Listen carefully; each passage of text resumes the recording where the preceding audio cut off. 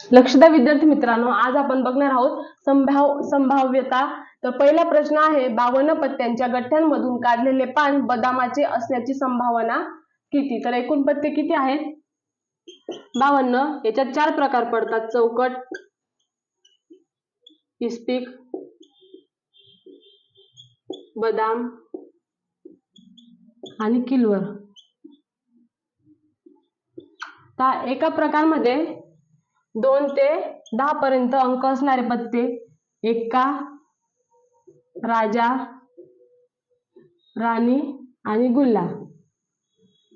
तर एका प्रकारामध्ये एकूण 13 पत्ते असतात।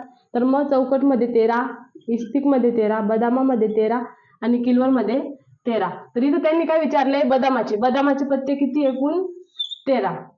तर एकूण 13 बदामाचे पत्ते आणि एकूण पत्ते किती? 52। तर आपण यांचा भागाकार करू। 13 × 13, 13 × 4 52। तर ह्या प्रश्नाचं उत्तर आहे 1/4। आपण पुढच्या प्रश्नाकडे जाऊ। एक फासा टाकल्यावर विषम संख्या येण्याची संभावना किती? तर फासा म्हणजे काय? आपण जेव्हा लुडो खेळतो तेव्हा वापरतो तो। मग फासाची एकूण बाजू किती असतात? 6। मग पहिल्या बाजूला 1 अंक, दुसऱ्या बाजूला 2 अंक, तिसऱ्या बाजूला 3 अंक, चौथ्या बाजूला 4 अंक, पाचव्या बाजूला 5 अंक आणि 6व्या बाजूला 6 अंक। आता विषम संख्या किती? 1, 3 आणि 5। एकूण विषम संख्या किती झाल्या? 1, 2 आणि 3। विषम संख्या किती?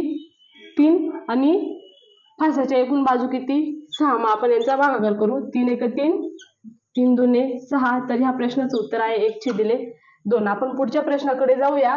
1 ते 100 पर्यंतच्या कार्डांमधून मूळ संख्येचे कार्ड निघण्याची संभावना किती? तर पोलीस भरती करणाऱ्या प्रत्येक विद्यार्थ्याला 1 ते 100 पर्यंत किती मूळ संख्या आहेत हे माहिती असतं। मग एकूण मूळ संख्या किती?